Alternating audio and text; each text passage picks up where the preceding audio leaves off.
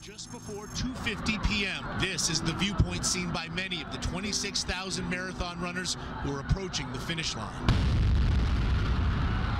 Terror on the streets of London, blood on the pavement, an attack in broad daylight outside Woolwich Army Barracks. You people will never be safe. Remove your governments, they don't care about you.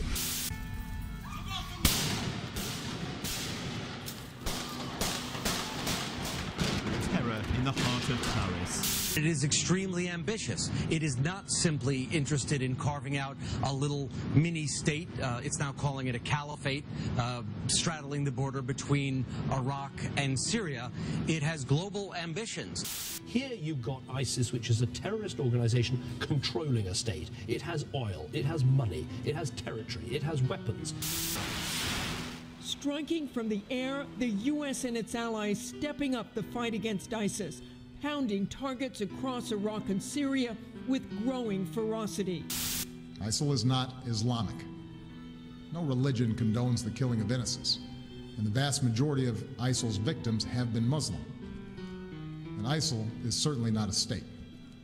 The cold-hearted masked man with the British accent is Mohamed Emwazi, a Briton from a well-to-do family who grew up in London and graduated from college with a degree in computer programming. It's clearly a fight between good and evil. I think it's a generational fight. As I said to President Putin, I think this is a third world war by other means. A deadly terror attack at an American company in France. At least one person dead, several injured at the gas factory.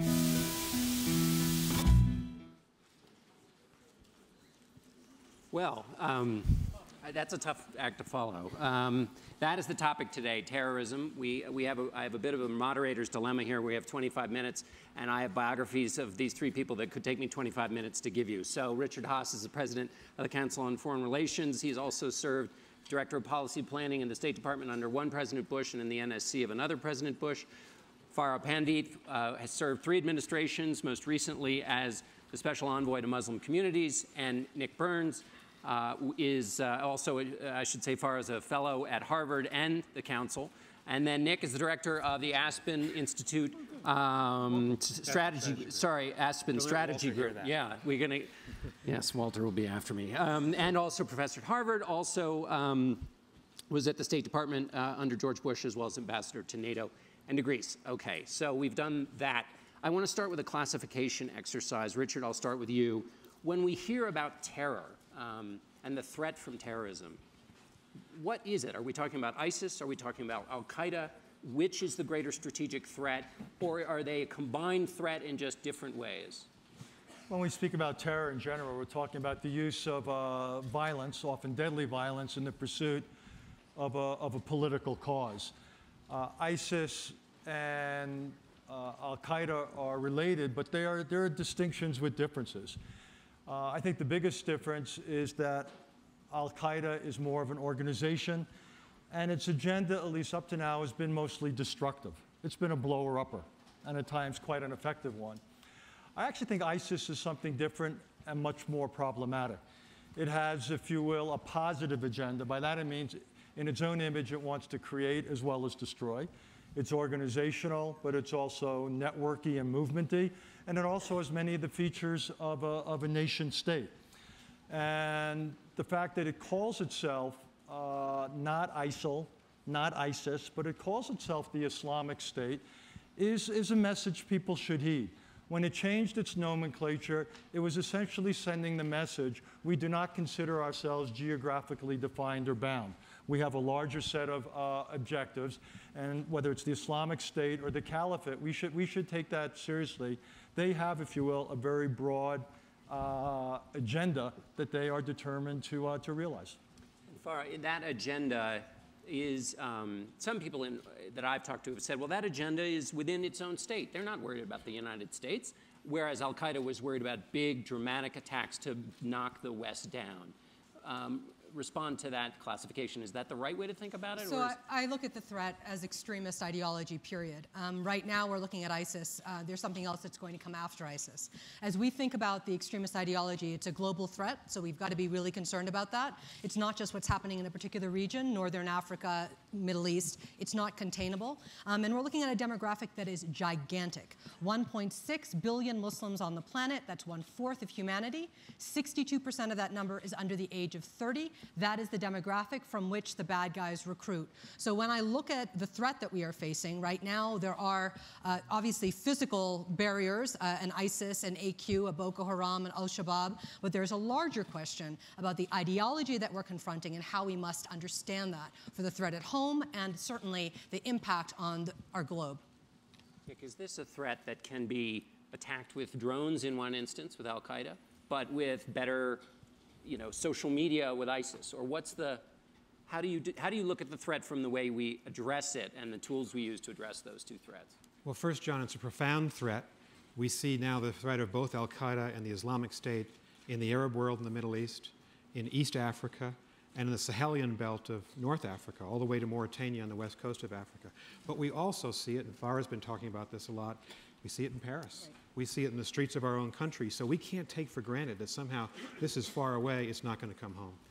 That's the first point. I think to answer your question, after 9/11, Colin Powell, and Richard and I both worked for Secretary Powell, came out to Brussels where I was ambassador. He addressed the EU and he said, we're not going to win the fight against the old Al-Qaeda, Osama bin Laden's, by military means alone. We've got to have good intelligence, good judicial cooperation, dry up the sources of their financing, political cooperation. He said the military is probably the last leg of what you do to defeat them, and that's how I look at the Islamic State and Al-Qaeda. Long-term effort that we're going to have to sustain over several administrations. We're going to have to lead this because we're the great creator of coalitions in the world. But I think, as Richard said, the threat from the Islamic State is really considerable if you think about this. They have a name. They have a state. They control a third of Syria and a third of Iraq. They have a charismatic leader. They have a cause. They're recruiting over 10,000 fighters. They have a revenue stream. Yeah. And we have a policy in place to try to contain it. We don't have a policy in place to defeat it. But we say our policy is to defeat it, right? And we don't have a policy to defeat it in place because you cannot defeat the Islamic State through air power. You have to have a ground force. I think the president's made the right decision not to reinsert 100,000 American combat troops into Iraq or Syria, but we're going to have to help the Arabs constitute, the Iraqi army, Syrian rebels, some kind of fighting force if we want to make inroads against the base of al-Qaeda in northern Syria. Richard, what's your thought about containment of ISIS or stamping out of ISIS? Well, stamping it out is unrealistic. And I'm a great believer that you ought not to espouse policy goals that you're setting yourselves up to failure. You're not going to eliminate it. This is part of the new normal. This is just part of the fabric now of international relations. And even if you're phenomenally successful, John, and you get rid of 99.99% of the people Farah was just talking about, there's still thousands of people out there who are going to be attracted to this sort of thing. So eliminating it is silly. What you want to do is put it on the defensive as much as you can. You want to limit its access to human, material, other forms of resources. You want to deal with it in different time horizons, the immediate, the medium term, the long term. But you're going to need a policy, as Nick suggested, with virtually the entire toolkit. And then I think you have to look at what do you do to push it back? What do you do to reduce the vulnerability of those whom it might attack? I would say, for example, at the top of the list, we ought to be thinking about is Saudi Arabia. If you're a group and you call yourself the Islamic State, there's no way you're going to be satisfied if another country happens to be an Islamic State that oversees Mecca and Medina. It's a question of when and not if this outfit trains its guns, literally and figuratively, on Saudi Arabia. So we need to think about how do we reduce the vulnerability, Jordan, Saudi Arabia, potential targets. How do we get the Turks, rather than being enablers, to becoming part of the real effort against them, to slow down dramatically the flow of recruits? And then how do we militarily, among other things, attack them in Iraq? And the only thing I disagree with Nick is I don't think the Iraqi government's a serious partner. I would work directly with Kurds and the Sunni tribes in the West. And I think the biggest intellectual conundrum at this point is what do we do about Syria? We've allowed things to deteriorate in Syria to the point where there is no available ground partner. Nick's 100% right. You can't win this from the air. So then the question is, how do we get from where we are to where we have a viable ground partner? That, to me, is the biggest challenge, but also the biggest necessity in Syria. Farah, let me ask you a question about what I hear about from local law enforcement in the United States and the FBI, which is they feel like they're being just overrun by messages in chat rooms and Twitter that are radicalizing people to go into malls. And when I talk to voters on the campaign trail, when you ask them about terrorism, one man I talked to said, well, you know, I'm worried about, and he named a major department store. Yep. And his argument was because there are too many doors in there, and that means it's not safe. How do you combat an idea that is coming over social media? We're talking about Syria, and you can talk about Syria and Yemen and Iraq, but how do you combat an idea? So I want to say a couple of things. One is our country needs to go all in. Nick is correct. If we're going to go after this, we have to go all in. To me, that means scaling up things that we already know and what works on the ground. It means understanding the millennial mind. It means using hard and what quote-unquote soft power in an integrated way for a strategy to go forward. And it means unleashing the power of the counter-narratives that are out there. So that goes to your question, John. What works? What is going to work? Well, certainly we understand no country on earth has the credibility to push upon a millennial and tell them what to do. It isn't going to work.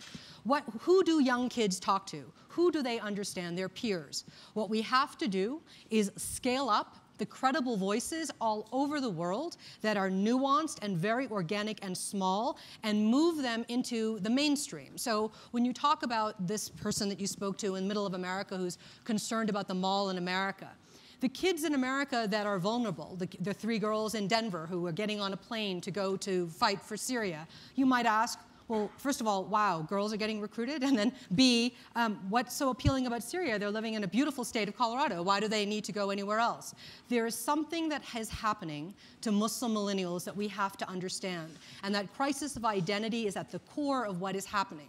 So what we need to do is to find those people that make sense for those young kids to fill the marketplace with the counter-narratives that appeal to them, not just a one-off, tell them about democracy, tell them about freedom and everything will be fine, but get these kids to understand who in their neighborhoods can speak to them in ways that will matter.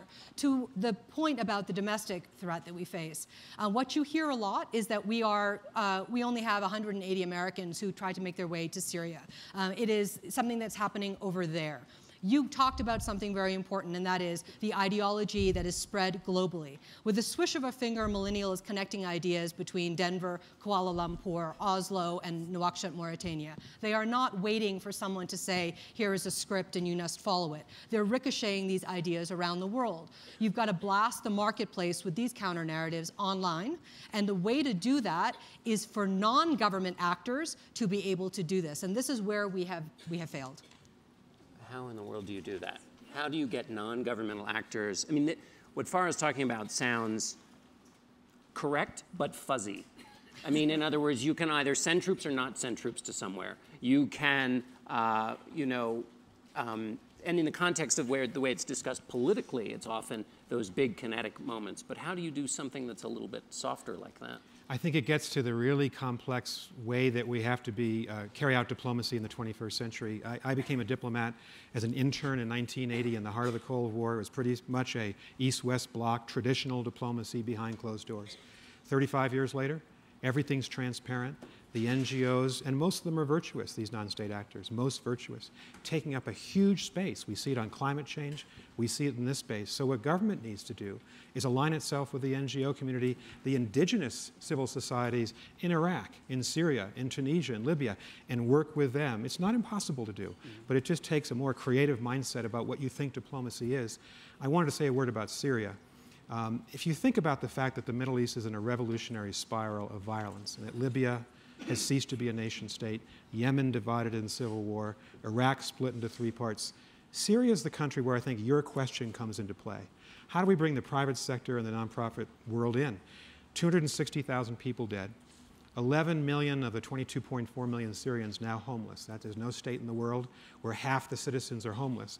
And so what I think the Obama administration needs to do, and we are the only country that can pull together this coalition, is work very closely with the refugee NGOs to get refugee assistance into the internally displaced as well as the refugees outside the country. We have not done a good enough job. We're going to have to bite the bullet, I think, and reconstitute a big diplomatic discussion with the Russians and the Iranians in order to allow that refugee assistance in. Right now it's being blocked by the Russians and Chinese in the Security Council.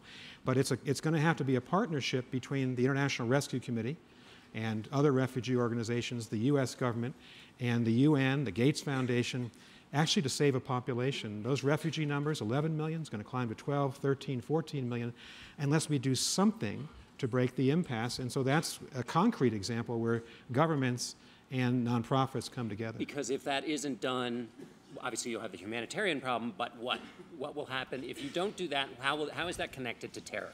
I actually think, well, in the case of Syria, I think the refugee issue is going to have to move the Obama administration sometime this year to do something different with Russia and the Iranians, begin talking about the future of Syria without Bashar al-Assad.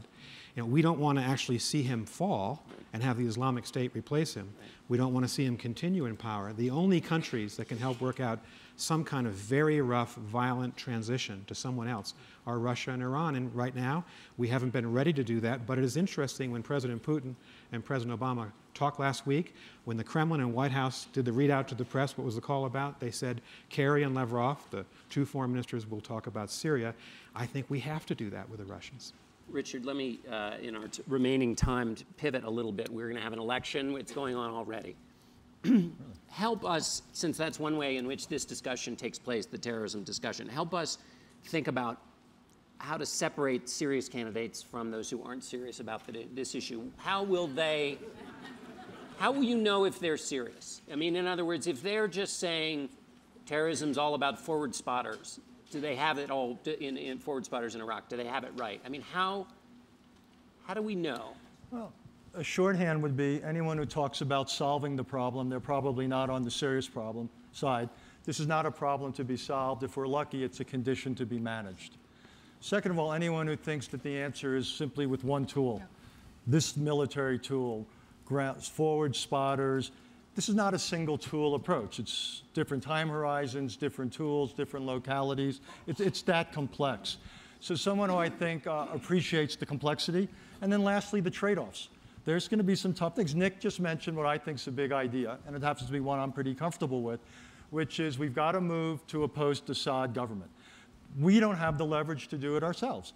That means diplomacy. And that means getting into bed diplomatically with two actors we don't particularly much like, Russia and Iran, because they happen to have the most influence in Damascus. Okay, let's begin that process, because what's the alternative? We can do all we want on the refugee side, but that won't help the geopolitics.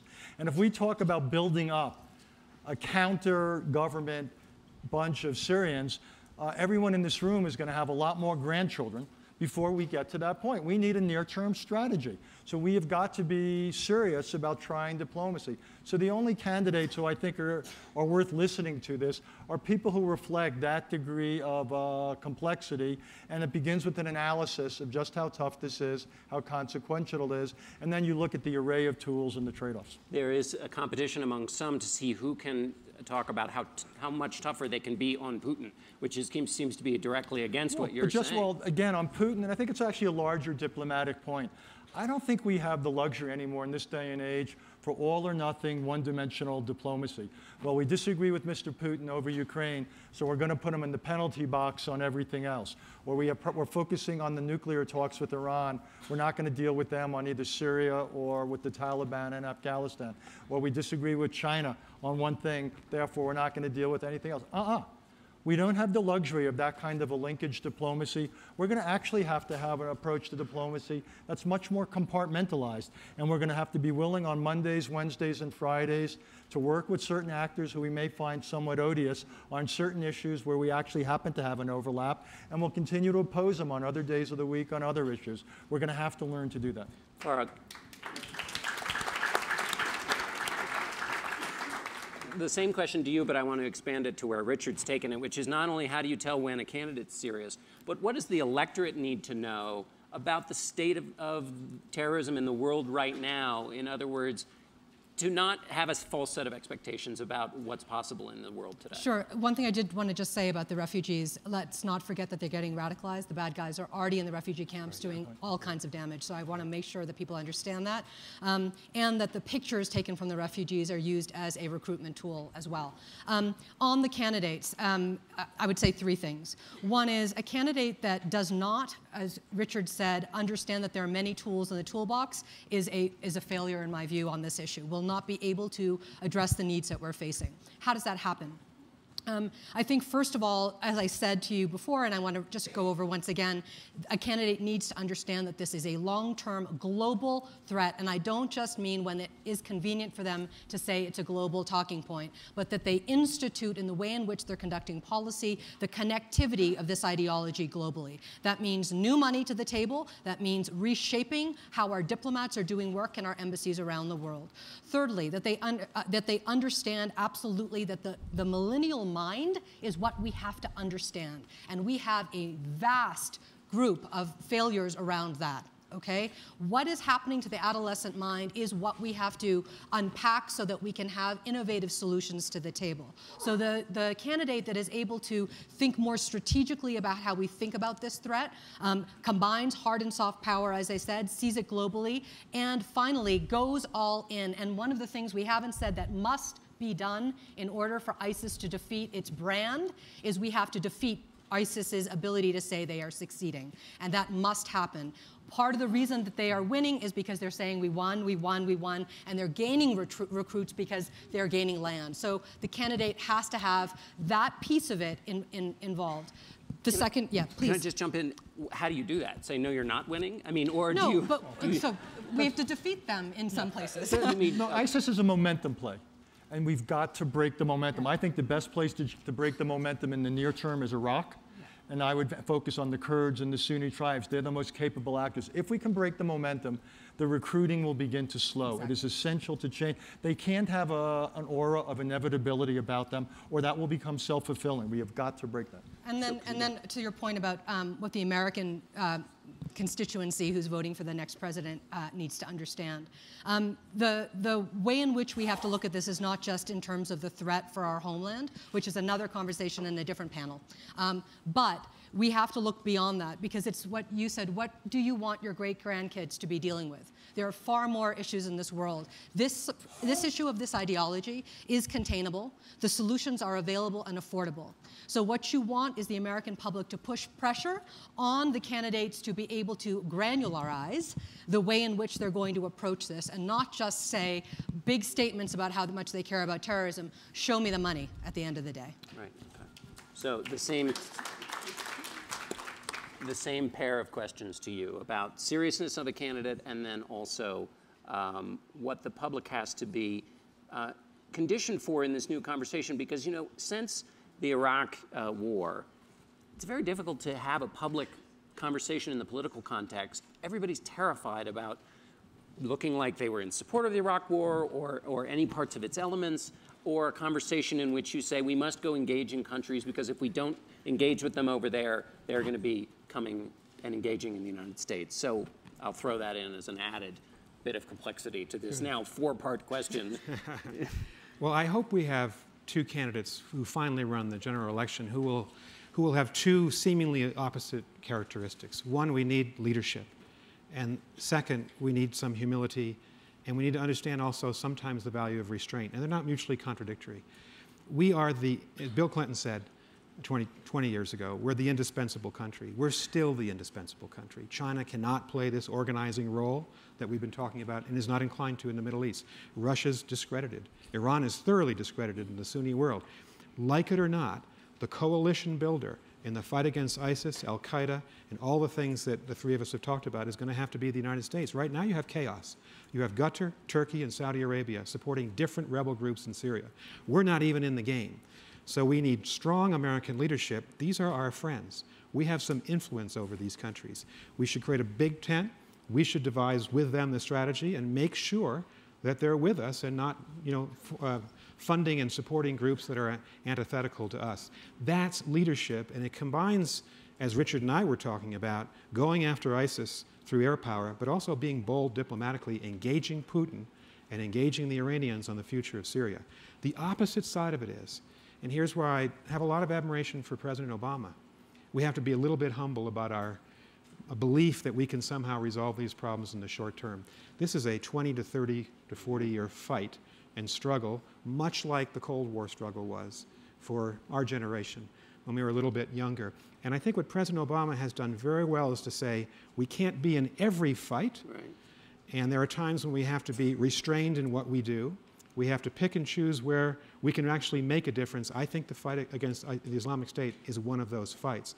Those seem to be opposite characteristics, but I think our president needs to be sophisticated, be able to hold together complex thoughts that seemingly are opposite, and be able to lead. And I think there are a couple of candidates. I'll just name two. I think Hillary Clinton and Jeb Bush are those types of people. I hope they rise to get through the primaries and run against each other, and we have a healthy debate on these issues. Well, as a final question to all of you, pick up on something Nick said, Richard, which is, well, there are a couple of things you said that interest me. One, when I talk to people in the administration about this idea of restraint, it's often in that same sentence they talk about free riders. And their argument is, you know, we can't solve all these problems in the world. So that seems to undermine your leadership point, which is, and I know you're saying there's some cases you need to lead and some you need to be restrained. But I guess the question is, if we are restrained, then you hear a lot of diplomats in other countries say, well, the United States is withdrawing, it's not leading, we don't have a strong United States, so we have to take on, we have to do things now on our own because of the United States. So why don't you address that, and then I'll ask the two of them. This notion of the United States in retreat.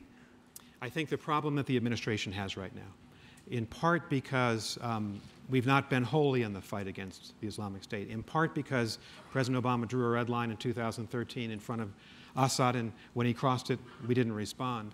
There's a belief that we're disengaging from our traditional friends and allies, Israel, the Gulf states, Saudi Arabia. So as the Iran nuclear deal goes forward, we talked about this in the tent this morning, the president's going to have to close the gap with Prime Minister Netanyahu and begin to work with him again. And that's a mutual exercise. It's not all on the president. He's already started that with the Camp David summit with the Arab leaders, but only 2 of the 4 heads of government showed up. And so he's going to have to do a lot of work diplomatically to remake the American coalition that really Jimmy Carter put together, that every president since then has put together. We're the primary Middle East power. Yeah. And we're the ones that hold these coalitions together. We haven't been acting like that. Richard, talk briefly here at the end about this notion of restraint, but then also still being the leader. Well, restraint is neither always right nor always wrong. Even Churchill said appeasement can be the best policy at times, it can be the worst policy at times. Restraint, to me, was a mistake in Syria several years ago. I think it was the most consequential mistake of Mr. Obama's presidency. I wish he had had more restraint when it came to Libya. I think we actually would have been well served by restraint rather than intervening there. I wish we had had more restraint from Mr. Bush when it came to Iraq in 2003.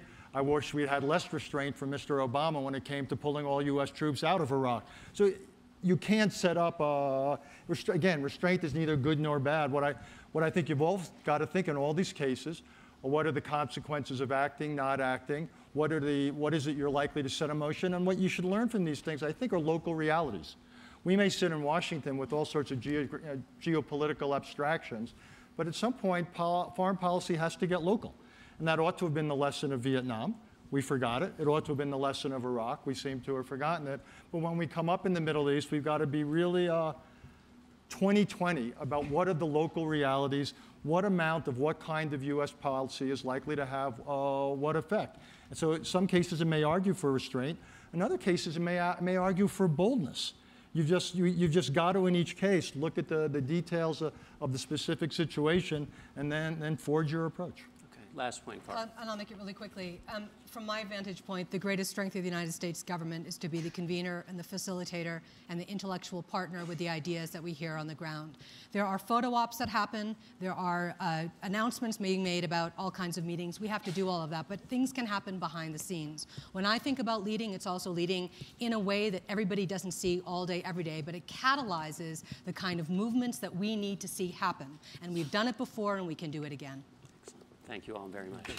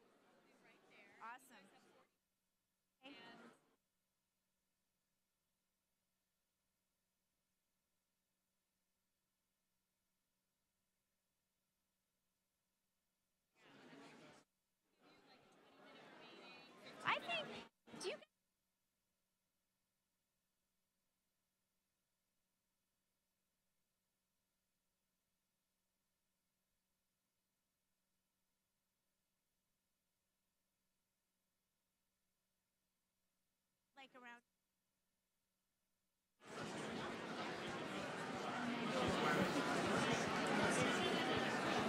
And I'll just pull on it just to get the material around the top. Thank you so much for the video as well.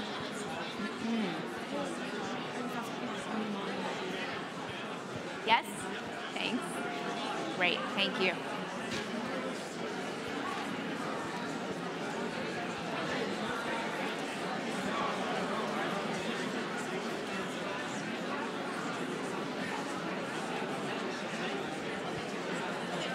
I think questions from the crowd will be great.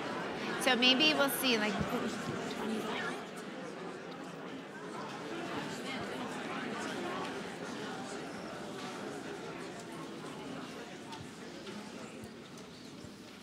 thank you so much. I'm Raney Aronson, the executive producer of Frontline, the investigative series on PBS. I'm so excited to be here today. Of course, Frontline has a great depth of knowledge and also publishing on terrorism for years. Pre-9/11, but certainly in the last number of years, we've been looking closely at ISIS. We've had actual 4 big efforts around ISIS, starting when they started to emerge out of Syria, and we started to try to understand who ISIS is and what do they stand for. I'm so excited to have these guys on the panel today. In fact, we're researching and developing a film exactly on this subject. So this is producing an action. This will be wonderful to hear what they have to say. I think the first thing I'm hoping is that you can each introduce yourselves and answer this question, which is one of the most complicated questions, but try to keep it brief. How Muslim is ISIS? And I think that will set the stage for the variety of points of view here, and one of the most important questions that I think we can ask about ISIS. So let's start, sir. You want me to start? Yeah. Okay. So get right into that controversial well, no, tell issue. Us who you are. Okay. Yeah, sure. My name is Shadi Hamid. I'm a fellow at the Brookings Institution. I do a lot of work on Islamist movements and the role of Islam in politics more generally. And I've spent really since, I guess, 2004, I've been spending a lot of time with Muslim Brotherhood activists and leaders throughout the region, trying to understand who are these people that we call Islamists, what animates them, what do they believe in, and pardon the book plug, but my recent book, which is called Temptations of Power, deals with a lot of those issues and trying to understand how Islamists evolve over time. Yeah, I think the real question we're trying to ask today is how Muslim is ISIS? Yeah, so, it's complicated, but just in a couple of sure. moments, Just very, explain. So very quickly on that, I'm not a big fan of this whole kind of politically correct thing of ISIS has nothing to do with Islam. That's what a lot of my Muslim friends and colleagues, that's what they say, and I understand where they're coming from. But I feel like when you say that to an American audience, they're like, wait, what's going on here? We see this group called ISIS. They very clearly think that what they're doing is Islamic. So when we say, well, ISIS has nothing to do with Islam, it sounds detached from reality. So what we can say, I think, is that the overwhelming majority of Muslims abhor ISIS's ideology. So the polling that we have anecdotally, that seems to be pretty clear. But ISIS, the people who actually fight for the movement, they believe that what they're doing is right. They believe that what they're doing is true to the Prophet's model. We don't have to like it, but I think that when we're talking about religious actors, we have to take their beliefs seriously. We can't say, well, they don't really mean what they say, or ISIS are really just Baathists in disguise. No, let's take them seriously. If they keep on insisting to us, and if we look at pretty much all the primary source documents in Arabic, they very self-consciously are trying to kind of go back to what they consider is the kind of original essence in a very strict, uncompromising, vicious, brutal way, but they believe it. Great. Thank you. So my name is Maajid Nawaz. I am founding chairman of Quilliam, which we like to dub as the world's first counter-extremism think tank. Our role is to be a Muslim-led organization founded by former Islamists to tackle the Islamist ideology through civic engagement, debate, critical engagement, writing, and so on and so forth. We try and amplify our voices through various media, and crucially what we're attempting to do is, what you heard on the previous panel, is help with some of those counter-narratives and also help essentially in encouraging a reform discourse to emerge from within Islamic discourse. How I got to do that is I spent 13 years on the leadership of an Islamist group. 5 of them were in prison in Egypt as a political prisoner, adopted by Amnesty International as a prisoner of conscience under Hosni Mubarak. Interestingly, the cell he held me in eventually housed him and the interior minister who housed us as well. Mazra'atura prison in Cairo. But you can hear more about that in my talk tomorrow morning at 8 o'clock. To the question about how Islamic is ISIS. I remember one of the things that pushed me away initially from the Islamist ideology. And you know, when I use the phrase Islamist ideology, just to be very clear so there's no confusion, I'm not talking about Islamic faith. What I mean is a desire to impose any version of that faith over society. And when it's violent, I call it jihadism. These are distinct terms that I use in this meaning. You may have your own phrases. It's just what I mean when I use these terms. And I don't mean Islam and jihad. They're two other terms. They are also distinct. They have their own meanings as well. But when I say, for the purpose of this discussion, Islamism, I'm referring to the desire to impose a version of my own religion over society. And one of the conversations I remember having in prison that turned me off this Islamist ideology was a very detailed conversation with some of the forebearers of ISIS, discussing with me the detailed jurisprudence of how to enslave women. And this really leads to this point as to how Islamic is ISIS. We have this saying, there's no, we have, I don't know if you have it in America, but in English we have, because we obviously speak English and you speak American, but we have this saying called the no true Scotsman fallacy, which if you may have heard, this whole idea as to who's really a Scotsman, who's really a Marxist. Kalakowski was addressing this in essence as well, to address this question as to what's the true Marxist. And the question presupposes that truth lies in that very doctrine that you're trying to answer in the first place. What is the true Muslim presupposes that there is the definition of a true Muslim and a correct form of Islam, which presupposes belief. And that's the problem here, that most of you don't have that belief system in the first place. So the question is redundant. I think what Shadi said is correct. They consider themselves Islamic, and that's all really that matters in answering this question. I think it's incorrect to say they've got nothing to do with Islam. It's also incorrect to say they have everything to do with Islam. The truth is, they have something to do with Islam.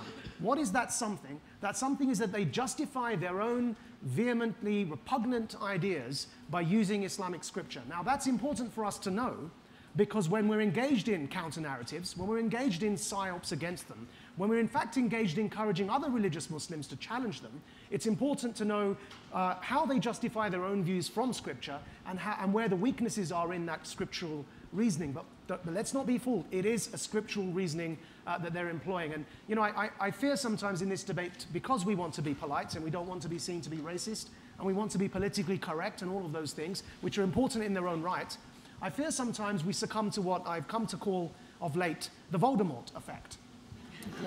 And those of you who haven't read Harry Potter may not know what I'm speaking about. I read all seven Harry Potter books in prison, in Mazra'atura, which I told J.K. Rowling on occasion when I had dinner with her. And she was shocked. But the truth is I read all of them. And actually what the bad guy, the evil guy in these Harry Potter books is called Voldemort. Now, everyone is so petrified of mentioning his name that two things happen. One is that they deny he even exists. And two, those who do want to acknowledge he exists are told do not name him, but rather refer to him as he who must not be named. Now, these two problems, I think, we've fallen for this effect when it comes to looking at the Islamist ideology. The previous panel also correctly said, I think it was Farah Pandith who said, that ISIS is merely the latest manifestation of this. There is going to be something after ISIS, and there were many, many such groups before ISIS. And this is the problem I have with focusing our attention just on ISIS. That if we cannot understand there's an ideology beyond this and behind this, and if we're too scared to name that ideology, we succumb to that Voldemort effect. What it does is it increases the hysteria. Because if we cannot isolate this ideology from the traditional faith of Islam, then the average, ordinary, everyday person who isn't well learned in all of this debate may think every Muslim supports ISIS. And in fact, the surveys and the various polling indicates the opposite. So we have to have this open conversation, even if it's uncomfortable, even if my own community feels instinctively defensive, even if sometimes people get offended. But listen, people were offended at the idea of the female vote when it was first floated as an idea. That doesn't mean we don't have the conversation. So I think I'll stop there. Thank you. I was discussing with the panelists earlier that just this morning we're working on a film called Escaping ISIS, which is looking at how ISIS has actually captured many of the Yazidi. And one of the things that we were able to find is some footage that was captured that's undercover that really has them talking about their feelings about Yazidi women, in particular, their ability to enslave and also the ability to marry women, girls, at the very young age of 9. So a lot of the footage that's starting to emerge, not the propaganda footage that they're putting out themselves, is using this type of ideology inside their own conversations. The unedited version of what they're saying inside their own community is something that we're going to be exploring in our upcoming Frontline. Graeme, you had a really influential, provocative piece. In fact, it was required reading at Frontline. We had it on every single desk of every editorial person. One of the interesting things is we pulled all the response to Graeme's piece, and it was massive. And I said I would hand it over to him because it has really started an important conversation. Tell us a bit who you are, but also I know you wrote this incredibly long piece, so if you can, just briefly. When you come at the other end of writing something like that, with the amount of response you've gotten, have you changed your mind at all? Would you have asked different questions? So taking the last question first, I referred to an area of Philadelphia as a dangerous area. Apparently it's fully gentrified by now, so I would change that aspect of the piece. Most of the rest of it, though, I would keep roughly as it was. So yes, my name is Graeme Wood. I am a writer for The Atlantic. I've written there since 2006 and have been going back to Iraq off and on since 2003. The piece that you're referring to is one that I started in the middle of last year. And it was sparked in part by the question of what does ISIS really want and what can we find out just by talking to supporters of ISIS and asking them what motivates you? What are the things that you think that this organization is able to accomplish that you care about? And I sort of joined Shadi in being a bit annoyed that this question, how Islamic is ISIS, is one that we have to talk about. And so I blame the President of the United States for so clearly taking one position on this. And as a result of that, we're having this discussion now. To say that ISIS has nothing to do with Islam, that it's not Islamic, my response to that, conditioned, of course, by these interviews with supporters of ISIS, was that even the barest examination of the documents that exist from within ISIS and from conversations with its supporters, you have to acknowledge that, yes, they believe that they are following Islam. And when they justify both to themselves and to the rest of the world what they're doing, they are drawing from this diverse tradition of Islam. Now, it's a diverse, and I hasten to add, a contradictory tradition. There's many different Islams. And there are many different ways that one can be a Muslim. Now, ISIS has a very minoritarian view of Islam. They believe that they're Muslims and that most people who call themselves Muslims are not. So that's an important distinction, what you just said, and I hope you can talk a bit about that, Dalia, because that's important. Yes. I'll say one last thing about this question. Among the four of us right here, I'm in some ways at a loss because, as a non-Muslim, there are two aspects of the question of whether ISIS is Islamic. One is a question that I think Muslims alone decide whether ISIS is properly Muslim, whether they follow the right kind of Islam. And then the second question, of course, is do they derive inspiration from, again, this diverse 1,000-odd-year tradition of Islam? That question is one that non-Muslims can answer. And the question of whether they derive inspiration from Muslim texts, clearly the answer is yes, just as Messianic settlers in Israel would derive inspiration from Jewish texts. And would we say that they are not Jewish just because they're from a very minoritarian view of what Judaism is? Absolutely not. Dalia, I loved your book, and we had just talked before the panel. Are you going to be writing, first of all, tell them about your book. Also, will you be writing a new book because it published in 2008 and the world has indeed changed? Tell us a bit about yourself. Okay, great, thank you. My name is Dalia Mogahed, and I direct research at the Institute for Social Policy and Understanding. I was formerly with the Gallup organization, where I led research on Muslims around the world. I wrote a book with John Esposito called Who Speaks for Islam? What a Billion Muslims Really Think. And it was an attempt to in a scientific way, give ordinary people a voice. So there is the outcome of hundreds of thousands of interviews from more than 40 countries, representative Gallup polls, asking ordinary people about their views on lots of things, from women's rights to democracy to violent extremism. So the question of how Islamic is ISIS or how Muslim is ISIS is actually a little bit of a trick question. So I'm going to step back a bit and explain what I mean. If the question is, do they claim to be, or do they actually sincerely in their hearts derive inspiration from Islamic texts to justify their brutality? The answer is, of course, yes. I mean, that's kind of an obvious point. But I want to answer a slightly different question, which is, if Islam did not exist, so if we just, imagine this for a moment, would a group like ISIS, with all the other realities as they are, exist today and do the same things? And my answer to that hypothetical question is a resounding yes. And here's why. Because when you look at violent extremism generally, not just ISIS, but globally, you find that groups conduct the same kind of violence and will justify it using the local social currency.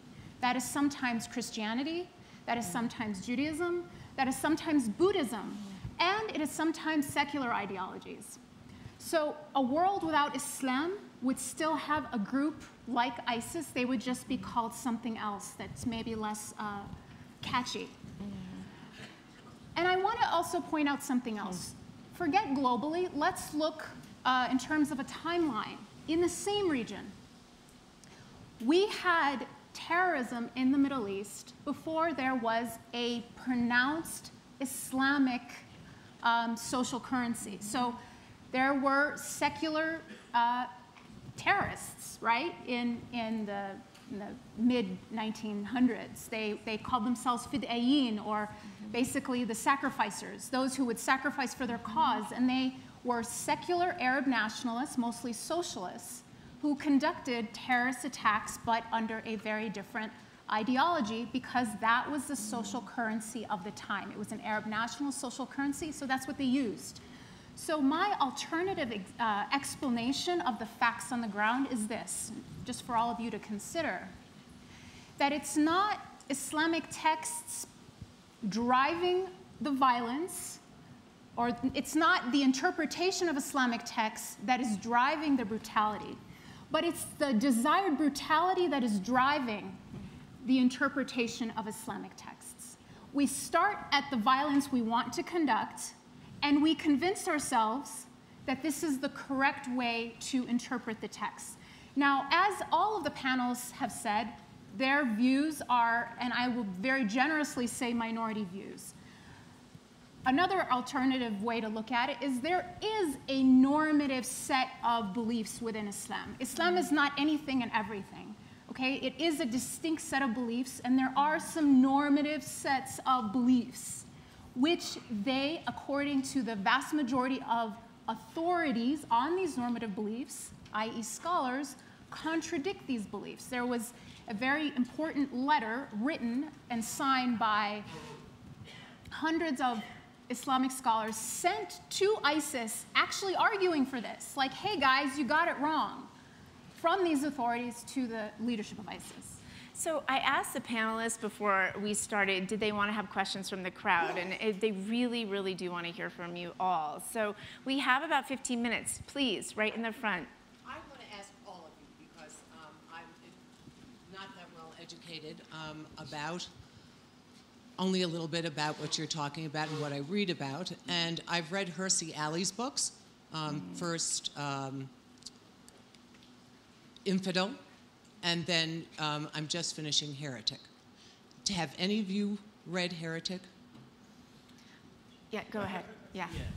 So, I can't haven't read wait all to of hear. it, but I've started it and also read the op-eds that have come out. But Okay, because she believes in a reformation.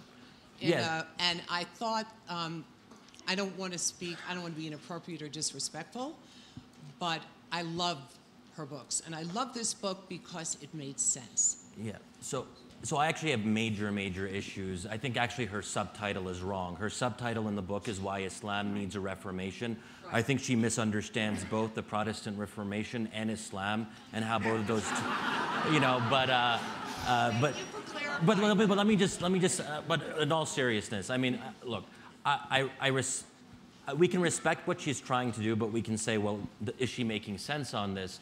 And why do all societies and cultures and religions have to have a reformation? Islam isn't necessarily like Christianity. Christianity went through a particular process that ended up at this historical endpoint of liberal democracy. But what if the majority of Muslims or the majority of Arabs in a particular area decide that they don't want to be liberals, that they want Islam and Islamic law to play a central role in their lives? And this is where I might disagree a little bit with Maajid, that I don't think so when we talk about Islamism, there's the Islamism of ISIS, but then there's the mainstream Islamism, and for me, Islamism just means people who want Sharia to play a prominent role in public life. And as long as you're calling for those things through a legal democratic process, we don't have to like it, but we have to respect that. And that's where I think groups like the Muslim Brotherhood or Ennahda in Tunisia are very different from groups like ISIS, even though they're all under the umbrella of Islamism, right? But I think we have to ask ourselves as Americans, why do Muslims, I mean, we're not, and this is where I don't like this language of we're all ultimately the same. What if we're not all the same? What if we want different things? And I think that calls into question this idea that we all end up with liberalism or a reformation or whatever it happens to be. And I think that's where Ayaan Hirsi Ali is maybe trying to push Muslims to be something which they don't necessarily want to be or have to be. If I could just add one thing. I think the main issue is misdiagnosing the problem. And you misdiagnose the problem by analyzing the facts in isolation rather than looking historically and globally. So what Ayaan tends to do is find problems in Muslim societies and then attribute Islam to those problems and then comes up with a solution as we need to fix Islam. Whereas she ignores the socioeconomic, political drivers of many of those problems and ignores the facts that those exact same problems occur in other societies where Islam doesn't exist. So the idea of fixing Islam comes from a misdiagnosis of the problem in many cases by isolating that problem. The other danger of reforming Islam or this idea of let's make Islam whatever we want it to be is actually that's what the terrorists did. That's what ISIS did. Hey, we want to be able to enslave girls and have this many sex slaves. Let's make Islam say we can. So the idea of letting everyone do whatever they want with Islam doesn't necessarily mean you're going to get an outcome you like. Great. Did you want to add anything, Graeme? Just to add to that point, I think it's clear that what ISIS is doing is itself a kind of reformation. There are interesting parallels between ISIS's program and the Reformation in Christianity. In both cases, you have a movement that devolves authority from scholars to ordinary people, that goes back to text in an incredibly scripturalist, literalist way. And finally, also that's accompanied by technological change. The internet in this case, the immediate availability of scholarly or amateur even text and interpretation to anyone who wants it. In the case of the Reformation, it was through print. Now, the internet. Great. We have a question right here in green. I wanted yes, to touch on of this. course. Yeah. Sorry. Apologies. I want to come out with a bit of a different perspective here, if that's okay. Please. I'm going to defend Ayaan from a position of disagreeing with her. I'm a Muslim. She's an ex-Muslim. If I agreed with her, I'd be an ex-Muslim. However, I think that it's, what we're losing here is that we're getting stuck in the meaning of the word Reformation. I don't think she literally wants to mimic the Christian Reformation. I think I've been in personal dialogue with her and Sam Harris. In fact, I'm releasing a book with Sam on this very topic, due to come out this October. And it's about whether it's possible indeed to address some of these questions from within the Islamic scriptural basis. I think all she really means is small r reform of Islamic discourse. Now, if we're going to separate Islamism as I defined it and as I use it as the desire to impose a version of Islam over society. And yes, there are different types of Islamists. And I'm very happy with the progress that the Hizb al-Nahda have made in Tunisia. I think that's a wonderful example for the Muslim Brotherhood to copy. But if we're going to separate Islamism from conservative Islam as practiced in sort of social conservatism in the vast majority of Muslim majority societies, and then if we're going to ask the question that does conservative Islam need a small r reform to address some issues of misogyny, to address some issues of homophobia, of anti-Semitism and other issues, then I think the answer is very frankly yes. But that doesn't mean that we mimic the Reformation as it was historically. It just means we have to have an open conversation about some of the challenges of Islam coming to terms with modernity, as every other religion has gone through. Islam is 600 years older than Christianity. Christianity went through it. Reformed Judaism exists. Judaism from the Old Testament literalist version has gone through it. You know, there is an issue among Muslim majority societies to address some of these questions. And I think really if we understand generously in that sense that that's what she's pushing for, her views have changed over the course of her books. Whereas she used to say Islam needs to be destroyed or obliterated, to now saying it needs a reform, that change in view needs to be from a Muslim voice. That should be encouraged and not dismissed because it's a positive step forward. Thank you. Yeah. Great, thanks. Check. Great, thank you. I have an opinion, and then I'm going to back it up, and then I'm going to ask you if you agree or disagree. I think the United States way overreacted to terrorist threats from 9/11 onwards specifically. And the reason that we're told is that it's about American lives. You know, we don't want to lose American lives. We lost 3,000 in 9/11. We've lost about 1.5 million in our wars since the Revolutionary War. That's about how many Americans have died. According to the American Medical Association, between 100 and 200,000 Americans die every year in our hospitals by mistakes, which means since 9/11, we've already lost more Americans than we had in all of our wars. That's why I think we've overreacted if we're really concerned about American lives. I'd love your all's opinions on that. Why don't That's a deep question, Shadi. Well, sure.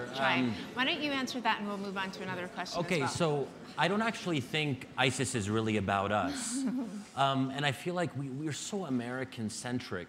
ISIS, unlike Al-Qaeda, is more focused on the Middle East. That's not to say that they wouldn't love it if they're, and that's happened, that there are people who are inspired by ISIS who commit attacks in the West. But ISIS as an organization is fundamentally focused on capturing and holding territory in the Middle East. So, but even if it's not 100% about us, it doesn't mean it shouldn't matter to Americans. Do we want an extremist, expansionist, neo-state in the middle of the Middle East? I would venture to say that the answer would be no. But I would also say that ISIS is not primarily a terrorist organization. That's not how I see them. And as Richard Haass said in the earlier session, they have this interest, unlike Al-Qaeda, in capturing territory, and importantly, in governance. That's what makes ISIS so revolutionary and so distinctive as an organization.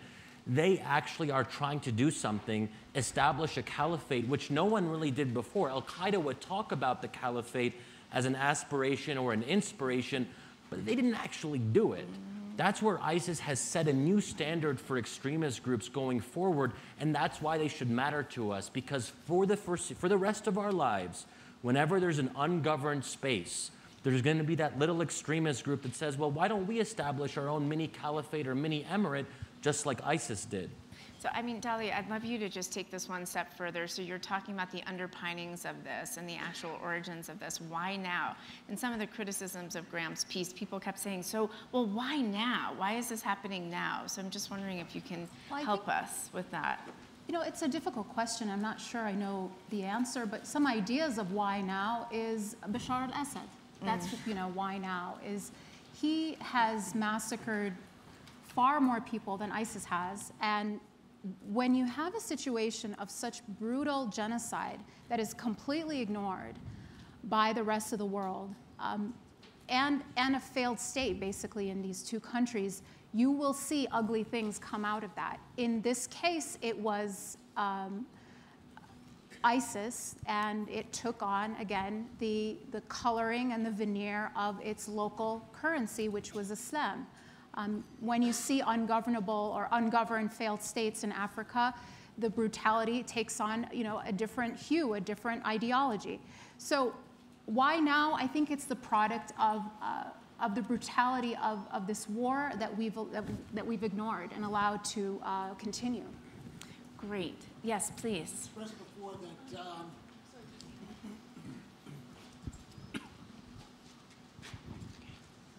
I just wanted to hear more about the Muslim view of radical Islamism throughout the world that you did extensive interviews and research on. I'd like to hear more about that if I could. Sure. Well, as actually my fellow panelists have mentioned, the polling that Gallup has done and other organizations has done showed that the vast majority of Muslims around the world condemn violent extremism, attacks on civilians. So you can actually access this report still on the Gallup site. It was done 10 years after 9/11, and it looked at global views of attacks on civilians. So it wasn't just Muslims, but it actually looked at 100 different countries. So it was people of all faiths.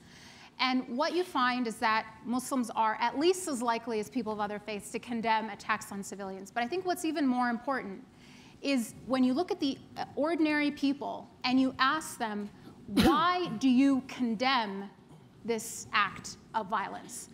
It's these people who actually bring up religion. It is people who are voicing an opposition to violence against civilians that are quoting from the Quran. And these are global studies that are representative.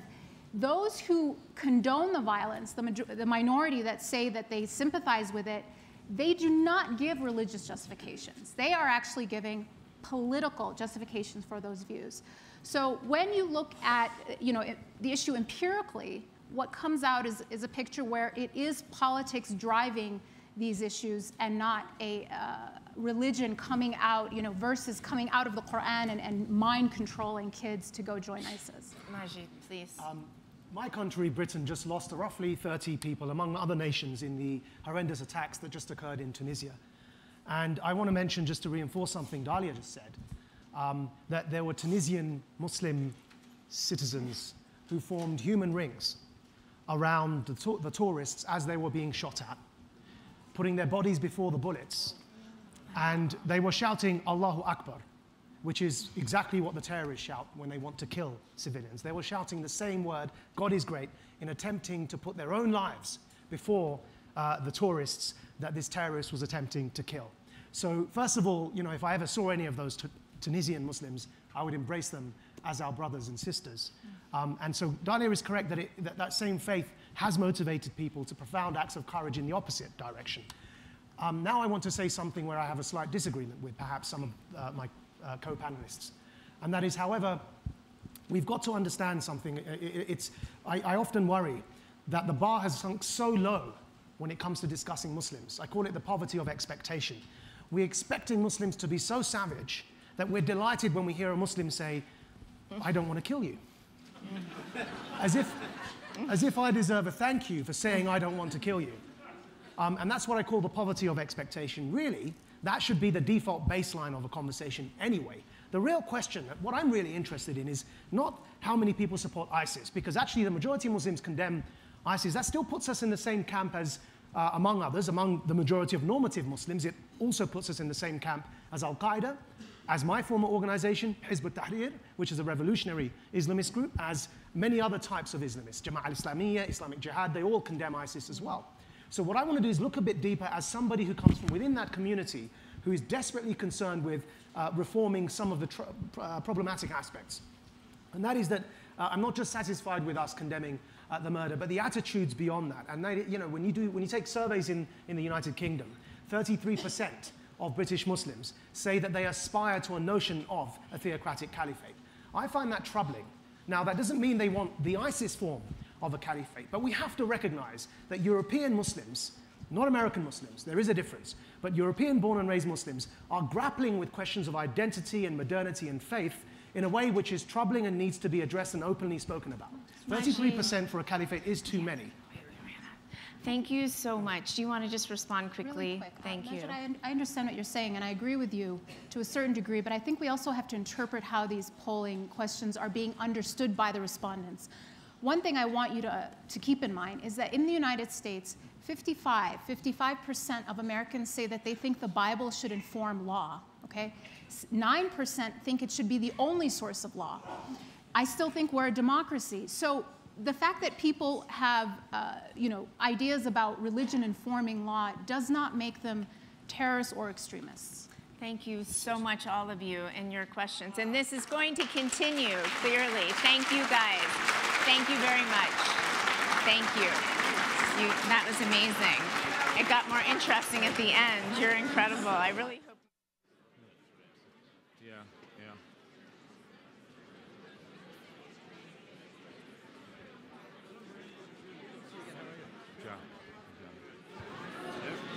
That was a little whatever. Yeah, if only we got Reza Aslan up here. Yeah, you need a little, that was a little whatever. That was, you were very good. Thank you. Yeah, very good.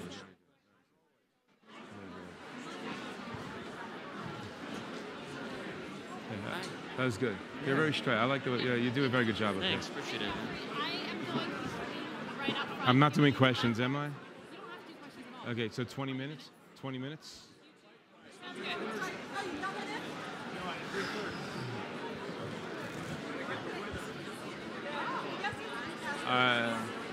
Do I need, am I on? I'm on.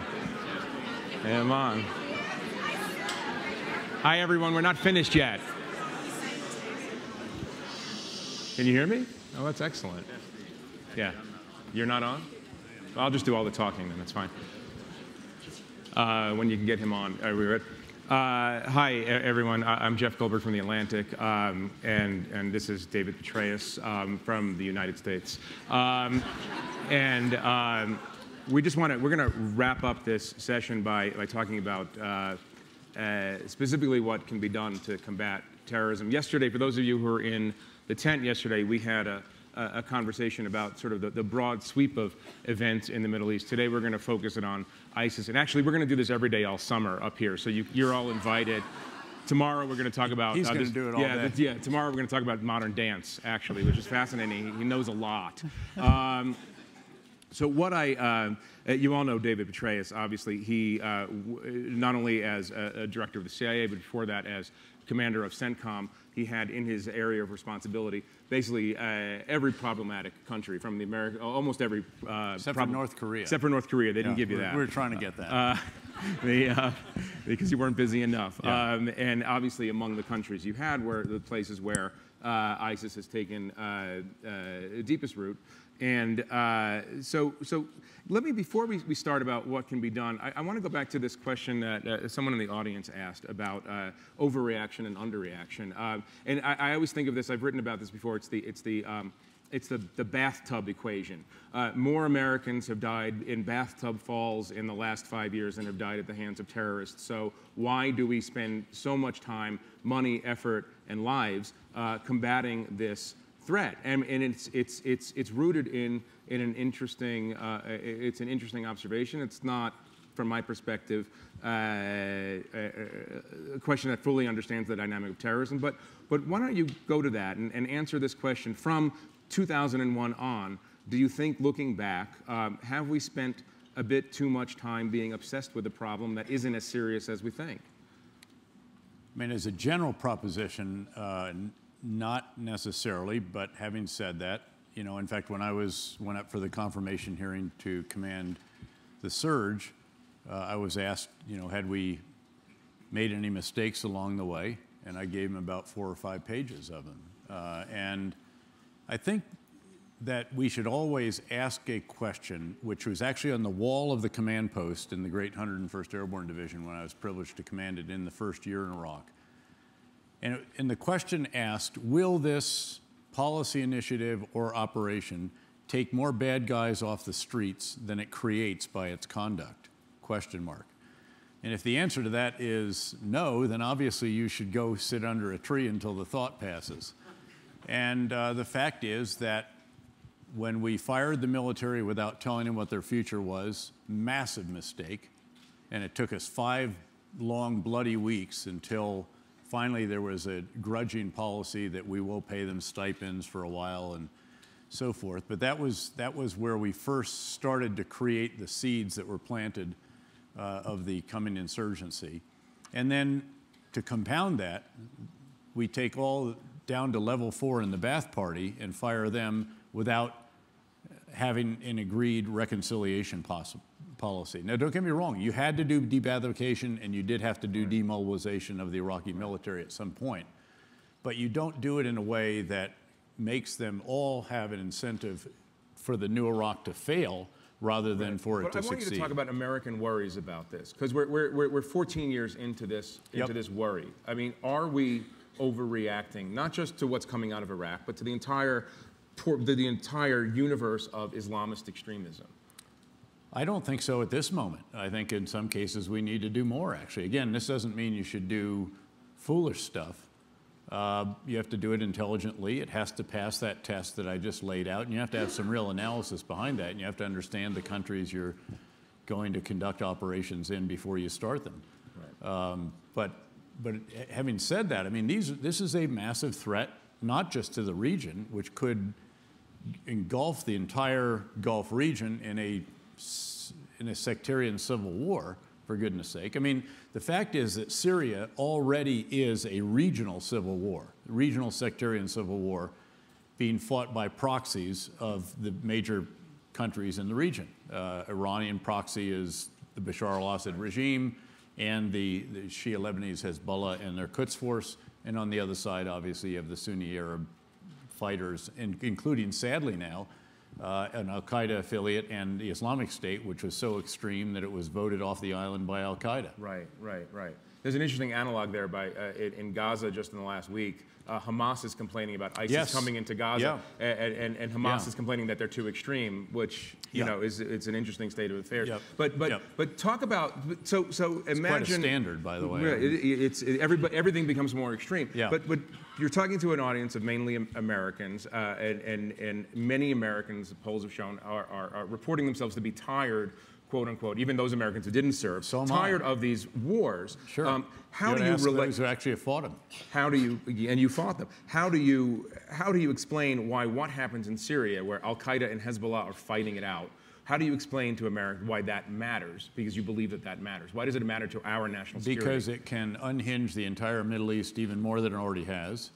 What's really quite interesting is that the enormous instability in the Gulf region has actually not had a huge knock-on effect on global markets, which at the end of the day is something that we care about deeply. Right. The reason is, of course, because of the U.S. energy revolution and the increase in our own oil production of literally 4 million barrels per day over the last 4 years or so.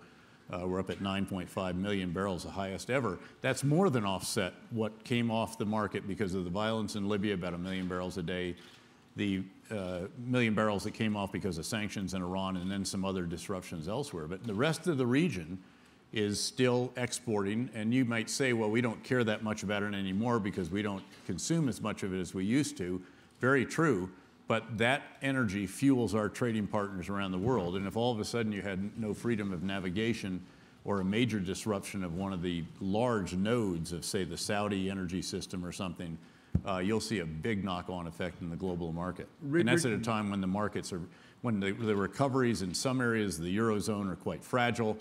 China's slowing down, India's not yet taking off, and so again, you know, the only real serious driver of growth right now is the United States, and obviously, again, 7% growth in China is not to be laughed at, but it is slowing. Richard Haass, earlier in this session, argued that ISIS and related threats are not defeatable. We have to manage this and contain it. Do you agree or disagree? I'd do a little bit more than that. I think you have to do a bit more than just contain it. I mean, containing it means that they're allowed to control terrain from which presumably they'll do even more of what they already have been doing, which is attracting would-be jihadists and then sending them home, and also being seen as successful and recruiting more effectively in the internet because they are successful. Nothing succeeds like success. What would you tell President Obama? They control thousands of square kilometers of Iraq and Syria right now. You're arguing that has to be rolled back. It does, I think. Is the current administration policy going to achieve that rollback? The broad concepts, I think, are reasonable. The resources have to be amped up, and by the way, I think they will be. And by the way, I've offered this to various people in the administration, continue to ask, and same on Capitol Hill and the same in a variety of other places. I think if you want to get into specifics, for example, in Iraq, you have to have advisors not just at the division level, but at the brigade level of key Iraqi brigades that are in the fight. You do have to have joint tactical air controller teams available. I wouldn't put them forward unless I really needed to, because you're going to have very robust security so they don't end up in an orange jumpsuit in a cage somewhere. And you're going to have, that means you have to have combat search and rescue and a whole bunch of additional assets, even beyond what we have for the manned aircraft that are flying. You're describing a nightmare for President Obama. No, I'm not at all. You mark my words. You'll see a lot of this happen. The center of gravity, by the way, is in Baghdad.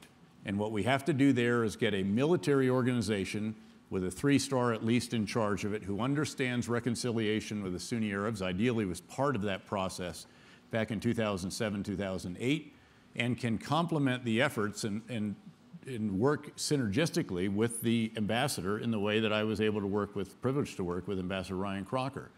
And every time you go to see the Prime Minister, you know, even if it's the ambassador's meeting, the military commander's there. If it's my meeting, the ambassador was there. Sometimes we'd literally switch chairs just so it was very clear to the Prime Minister whose meeting it was at that point in time. But that's what has to happen. Now, we're not going to ever have the amount of influence that we had when we had 165,000 troops, and I have somewhat jokingly said that, you know, I was the sheikh of the most powerful tribe in Iraq. That's not good. We're not going to repeat that, nor should we. In fact, we do need, however, a comprehensive civil-military campaign, we now meaning encompassing Iraq, that is very similar to what we did during the surge of ideas. There has to be a reconciliation component to bring the Sunni Arabs back into the fold, as we did then, and unfortunately as they were alienated afterwards.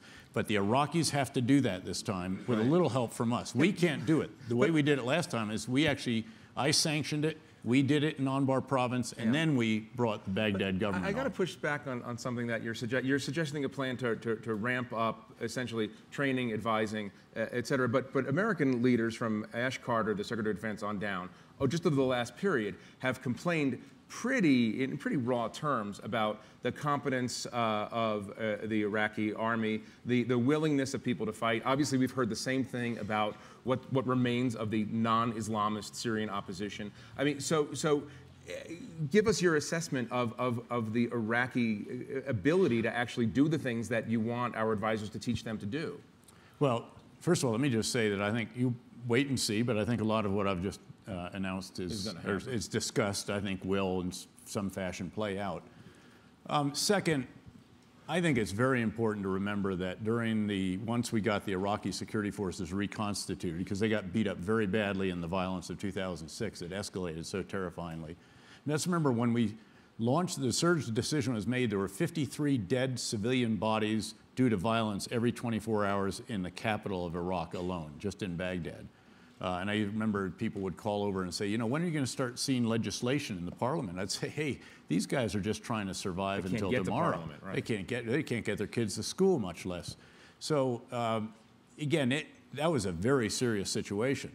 But over time, the Iraqi security forces fought and died in much larger numbers than our forces, and we were able to hand off to them. And what happened? Was Ash Carter wrong to say what he said? I bet you, if you asked him, that he would probably use different words next time. For a U.S. Secretary of Defense, look, he's a brilliant guy. He has no bigger champion than me. He did stuff when I was a commander in Iraq, or in Central Command, Afghanistan, and frankly, when I was at CIA observing still, that was extraordinary. I called him one time when I was the Central Command commander. I said, hey, we just had the new mine-resistant, armor-protected vehicle, all-terrain version that we're going to use in Afghanistan. And drove it and so forth, and there's some shortcomings. I think you really have to get on before these are actually fielded. And lo and behold, he canceled his calendar the next day. He flew to Aberdeen Proving Ground in a helicopter, landed, drove it himself, experienced the same, you know, there were some vision problems. These are serious in combat. And on the spot, you know, issued 6 orders about transforming different pieces of this. And by God, they made them. That's great support. And he did this routinely when we were out there on a host of different issues. But I think in this case, to be as hard on your allies and partners, and also to be fair, they did fight in Ramadi. They fought for 35 to 45 days, depending on the units. And when you get hit by 12 to 15 massive suicide car bombs, there aren't too many forces that are going to stand up against that. And by the way, if you look at the number of sorties that actually dropped that day, that's not particularly impressive on our part. If they're really engaged as they were, we have to go back. We have to do a real post-mortem on that Battle of Ramadi and ask why we couldn't bring our assets to bear more effectively, and what can we do to help the situation in the future. Come back to this. I want to come to the threat, the domestic terror threat in a second, but let me stay with this, because listening to you sort of between the lines, it sounds as if you believe that the Obama administration is not pursuing this campaign against ISIS with as much alacrity as it could. Is that a fair statement? I think that, again, the level of the overall concepts broadly, I think are correct. I think the description of the threat that the president gave back last fall when he did his first speech on this, spot on. I think the strategy is a good departure point. I think, again, that more resources do need to be applied in various places, and I think that in some cases we waited too long to get on with certain aspects of, say, in Syria. You were close in. What is the president's hesitancy, do you think? Well, to be fair, these are tough questions, and there have been recommendations made over the years with respect to, say, what we might do in Syria, and there's nobody, starting with me, who could say, if you do this, I guarantee you that your policy objective is going to be achieved. And there are other people saying, there were analysts that were saying, my own analysts said, well, I'm not sure this is going to make as big a difference as you do. So these are not easy issues, and in some cases, you know, that he who hesitates wins, but sometimes he who hesitates loses. Let me ask you the same question that I've asked President Obama, a lot of other people have asked President Obama, which is that if you could roll the clock back to 2011, 2012, would you have gone all in to support the Syrian opposition when it wasn't dominated by Islamists? In other words, when I asked the president that, and when other people asked, he said, look, this opposition, I'm paraphrasing now, but this opposition was never going to win. It was a bunch of carpenters, dentists, farmers. You know the line very well. Was it a mistake not to go in and support? Yeah, without talking about what I might have recommended at the time, because if I had, I would have been the CIA director, and it would have been covert action and so forth. But there was no Jabhat al-Nusra al-Qaeda affiliate at that time. There was no Islamic State. You didn't have Lebanese Hezbollah in on Bashar al-Assad's side, nor the Quds Force. It was basically about helping, and there were reasonably moderate Sunni Arabs at the time, and had we helped them, I certainly don't think we could be in a worse situation than we are now. I mean, that I will absolutely guarantee. I think it's very difficult to look back and say that we could have taken action that would have actually brought us to a worse situation than we are now, with 250,000 Syrians dead, an al-Qaeda affiliate alive, Islamic State owning a third of each country and having revenue producing. But we are taking a toll on the Islamic State. I don't think people that don't watch this closely enough don't realize how much damage we are doing to them over time. And again, I do think we have to roll it back. I think Iraq is doable, by the way, and those people who sort of blithely say, well, let it break up into Sunnistan, Shiistan, and Kurdistan, I think owe the rest of us an explanation of how you get to that point, who draws the lines on the boundary, and how this is going to be an amicable divorce rather than an extraordinarily violent event akin to that which is taking place in Syria. Right. Let me ask you about the domestic news. There's been a 4th of July terror threat. It's one of these vague, ambiguous, yet because they're vague and ambiguous, utterly frightening kind of warnings out of various government agencies that there is a heightened state of alert. Obviously, we're coming off a week and a half in which you had the attack in France, you had the attack in Tunisia, Kuwait, so on, Kobani.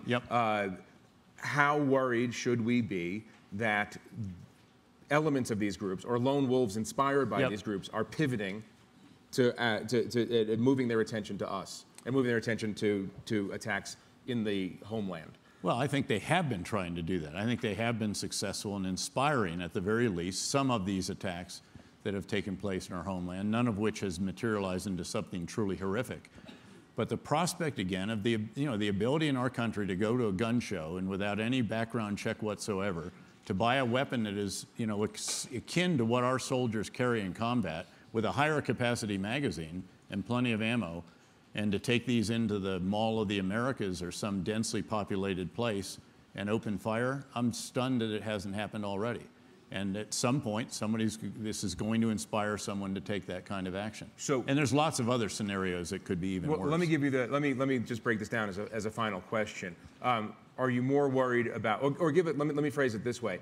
Do Al-Qaeda or any of its affiliates, or ISIS or any of its affiliates, have the capability now? I'm assuming they have the desire, but do they have the capability of staging anything on the order of 9/11? I don't think so. I think, again, that the planning for that was carried out by individuals, of course, on Afghan soil at a time when the Taliban controlled Afghan and allowed them to be there, Al-Qaeda, and Al-Qaeda senior leadership, where they were not worried about stuff falling out of the sky on top of them. And had some very sophisticated planners and apparatus and all the rest of that. And before, we'd broken down some of these stovepipes in the intelligence community and law enforcement communities, gotten big data analytics going, gotten a lot more authorities to carry out various items of surveillance overseas and at home. So I think the situation is very different now. But I'm sure that there are people out there trying to think up something that's very diabolical and completely different. So if the lone wolves, the ones inspired by the internet jihad, if you will, are the thing that might keep you up more than, let's say, a massive, well-organized Al-Qaeda attack, what would you do to break that cycle? What would you recommend the United States government do to break the cycle of internet quick self-radicalization?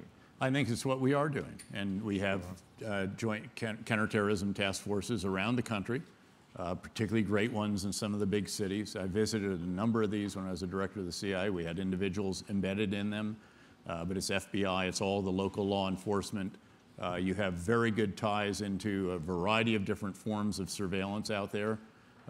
Domestic sources, again, carried out by domestic law enforcement, not by our intelligence agencies in that regard.